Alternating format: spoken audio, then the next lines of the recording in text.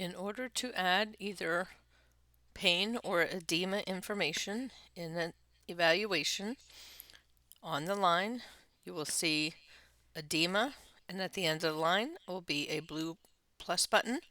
You click that, type in the location, and then follow along the line. Under type, one click will open the box, second click has types of edema, same with grading. One click under the title of grade, then the second click will open up gradings. Similar for pain. So on the line for pain, click the blue plus, indicate the location, follow along the line. Under at rest, you get scoring. You also get scoring with movement as well as qualities built in that you can use.